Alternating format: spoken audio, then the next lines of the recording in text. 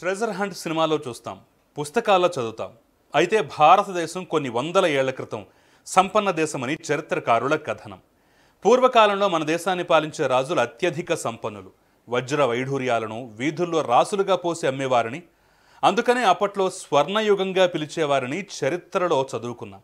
అంతేకాదు, రాజులు తమ వద్ద ఉన్నటువంటి వజ్ర వైఢూర్యాలు, బంగారం వెండితో కూడినటువంటి విలువైన నగలు, ధనం తమ శత్రువుల చేతికి చిక్కకుండా తమ వారసులకు చెందాలని రహస్య ప్రదేశాల్లో దాచేవారిని టాక్.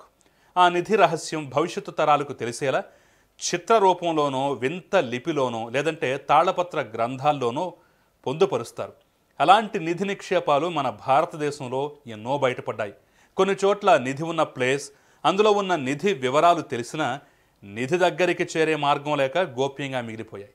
అలాంటి రహస్య నిధి ఒకటి బీహార్ రాష్ట్రంలో ఉంది.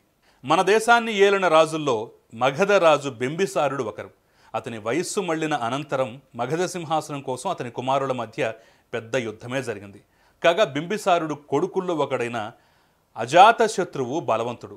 దీంతో తన సోదరులను ఓడించి తన తండ్రి బింబిసారుడిని సోన్ భండార్ గుహలో బంధించి మగధ సింహాసనాన్ని అధిష్ఠించాడు. కాగా తన తనయుడు దుర్మార్గాన్ని ముందుగా కనిపెట్టిన బింబిసారుడు తన వద్ద ఉన్న అమూల్యమైన ధన వస్తు సంపద, వజ్ర వైడూర్యాలతో కూడిన విలువైన సంపదను రాజ్గిరిలోని గుహలో దాచి ఉంచాడు.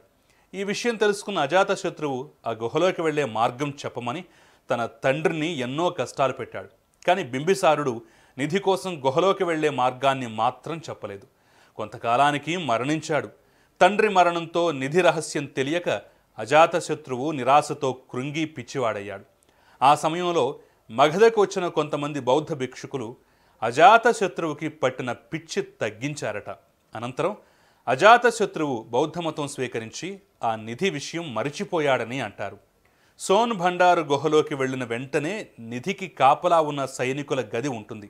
అనంతరం నిధిని చేరుకోవటానికి ఒక మార్గం కనిపిస్తుంది. అక్కడ ఒక తలుపు, దానిని తెరవటానికి వీలు లేకుండా ఒక భారీ రాయి అడ్డుగా ఉంటుంది. ఆ రాయిపై శంఖం గుర్తు ఉంటుంది. దీనిపై తలుపు తెరిచే విధానం ఉందని, గుహలోకి వెళ్లే దారిని బింబిసారుడు తాను మరణించడానికి ముందు ఎవరికీ అర్థం కాని విధంగా ఇలా లిపిలో చెక్కినట్లుగా అక్కడి శాసనాల ద్వారా తెలుస్తోంది. ఈ లిపిని చదవటంలో విజయం సాధిస్తే నిధిని చేరుకోవచ్చట. ఇప్పటికే ఈ నిధిని దక్కించుకోవటానికి మన దేశాన్ని ఏలిన బ్రిటిష్ వారు చాలా ప్రయత్నాలు చేశారు. తలుపుని, రాయిని పగలగొట్టడానికి ఏకంగా ఫిరంగిని కూడా ఉపయోగించారు. అయినప్పటికీ విజయం సాధించలేకపోయారు. ఈ సోన్ భండార్ గుహలను ప్రతి ఏటా వేలాది మంది పర్యాటకులు సందర్శిస్తారు. ఇక్కడికి వచ్చే పర్యాటకులకు ఈ నిధి రహస్యాన్ని తెలుసుకోవాలనే కోరిక ఉంటుంది. ఆ నిధిని దక్కించుకోవడం